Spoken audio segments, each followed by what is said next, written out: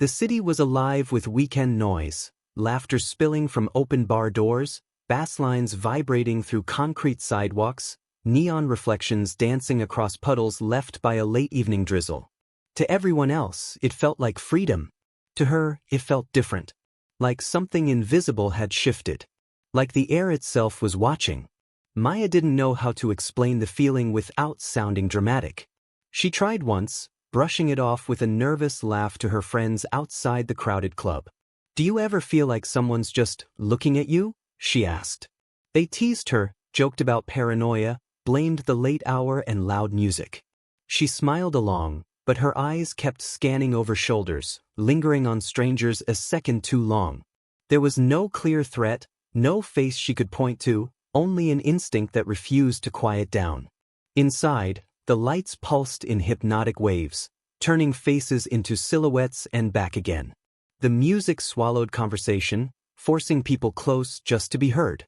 Maya danced, laughed, and checked her phone more often than usual. A simple message from earlier still sat at the top of her screen. "Text me when you get home." She typed back a thumbs-up emoji, nothing more. Ordinary. Casual. The kind of exchange that never feels important until it becomes the last one. Around midnight, the group drifted outside for air. The street had thinned, the earlier crowds replaced by scattered pairs and rideshare headlights gliding by like silent ships. Maya wrapped her jacket tighter even though the night wasn't cold. She turned once, a full, deliberate glance behind her. Nothing. Just a couple laughing near a parked car and a man scrolling his phone beneath a flickering street lamp. Yet her shoulders remained tense, as if her body had memorized a danger her mind couldn't see. Her friends eventually decided to head back. The walk was short, familiar, lined with closed storefronts and dim security lights. Their footsteps echoed in uneven rhythm. Halfway down the block, Maya slowed again. "I swear someone was behind us," she whispered. They looked. The sidewalk was empty. The city breathed normally, indifferent. They kept moving, conversation picking up, but Maya stayed quiet. Fear rarely arrives as a scream. Sometimes it arrives as a whisper only one person hears. When they reached the apartment building, the group split. Two friends went inside first, laughing about something trivial. Maya lingered near the entrance, typing a message. The screen's glow lit her face in pale blue. She hesitated before sending it, deleting a word, rewriting it, then finally hitting send. The message wasn't alarming. It wasn't dramatic. It simply said she'd be home soon. Later, investigators would replay that timestamp again and again, searching for hidden meaning in a sentence that carried none. Security cameras captured fragments of her final visible moments. Grainy footage showed her adjusting her bag strap, glancing up the street, then stepping out of frame. There was no struggle. No sudden sprint. No obvious interruption. Just absence. The most unsettling kind of disappearance, the kind that erases itself without noise. The camera continued recording an empty sidewalk for hours afterward, as if waiting for her to return and correct the mistake. Morning arrived with routine indifference. Alarm clocks rang. Coffee machines hissed. But Maya's bed remained untouched. Calls went unanswered. Messages delivered but unread. At first, it was inconvenience. Then concern. By afternoon, it was fear with a name attached. Friends retraced the route from the club to the apartment, noticing details they'd ignored before: a broken streetlight, a parked van, the way shadows pooled in doorways. The same city that had felt vibrant hours earlier now felt like a maze built from blind spots. Police interviews began that evening. Detectives asked about the comments she'd made, the feeling of being watched. Each friend repeated it slightly differently, their memories bending under pressure. Some said she laughed after saying it. Others insisted she looked serious. The inconsistency didn't weaken the statement, it amplified it. It suggested emotion, not performance. Instinct, not theatrics. Then came the discovery that shifted the tone from missing to ominous. A review of extended security footage revealed a figure lingering at the far end of the street long before Maya and her friends appeared. The person never approached, never interacted, never stepped fully into the light. Just a silhouette leaning against a wall, present across multiple timestamps, unmoving while the city flowed around them. When Maya entered the frame, the figure straightened slightly, a subtle motion, almost imperceptible.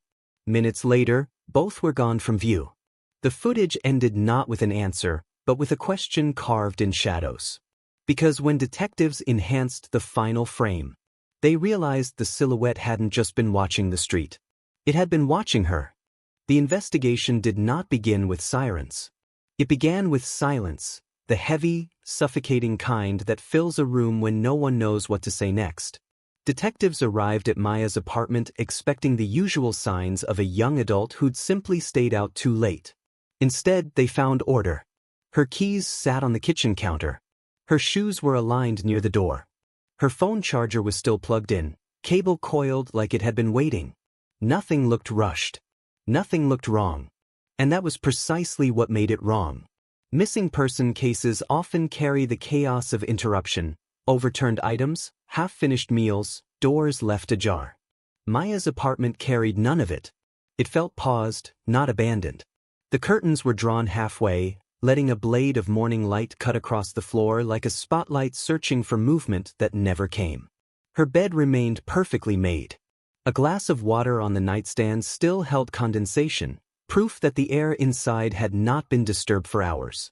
It was the absence of disruption that unsettled the detectives the most. It suggested she never made it home. Outside, the city continued as if nothing had changed. Cars passed the building every minute. Pedestrians checked their phones, unaware they were walking past the epicenter of a growing mystery. Detectives canvassed the neighborhood, knocking on doors, asking the same questions with measured patience. Did you see her? Did you hear anything unusual? Most answers were apologetic shrugs. A few mentioned laughter late at night, but laughter was common here. One resident recalled seeing a figure standing under the streetlight earlier than usual, a detail that aligned disturbingly well with the surveillance footage. Forensic teams combed the route Maya had walked. Every corner, every crosswalk, every doorway became a potential turning point. They collected discarded receipts, cigarette butts, and fragments of paper whose stories had nothing to do with her but were examined anyway, because in investigations, irrelevance can sometimes hide relevance beneath it. The city map slowly filled with markers, red pins for confirmed sightings, yellow pins for unverified ones, and blank spaces where cameras should have been but weren't. Those blank spaces grew larger than the evidence itself. Her phone records painted a timeline that was both precise and useless. Messages sent. Messages received. The final outgoing text, cheerful and ordinary, mocked the gravity of what followed. Location data placed her near the apartment building, then abruptly stopped. No battery drain, no shutdown signal, just silence. It was as if the digital world had blinked and lost her between frames. Friends became suspects in their own minds. Each replayed the night, searching for missed cues. One remembered Maya glancing at a passing car twice. Another recalled her tightening her jacket even though the temperature was mild. Their memories grew sharper and less reliable simultaneously, emotion reshaping details into sharper edges. Detectives listened carefully, separating instinct from reconstruction. What mattered was not what they felt happened, but what could be proven. The silhouette from the surveillance footage became the investigation's focal point. Analysts enhanced the image repeatedly, adjusting contrast, isolating pixels, chasing clarity that refused to exist. The figure remained stubbornly anonymous, neither tall nor short, neither distinctly male nor female. Just a person-shaped absence occupying the wrong place at the wrong time. Yet patterns emerged. The same posture appeared in footage from another camera 2 blocks away. Then another, earlier that evening. Not following directly, but orbiting. Always near, never obvious. As days passed, the story spread beyond the neighborhood. News stations replayed the grainy clip, freezing on the silhouette as commentators speculated. Tips flooded in, hundreds, then thousands. Most were dead ends. A few led investigators to locations where the same shadow might have appeared before. None provided a face. The public wanted certainty. The case offered only layers. Then came the first real fracture in the timeline. A rideshare driver stepped forward, hesitant at first, unsure whether his memory mattered. He recalled a passenger requesting a pickup near Maya's route at nearly the same time she vanished. The passenger canceled within minutes, but not before the app logged a starting point. That starting point overlapped with the silhouette's last confirmed location.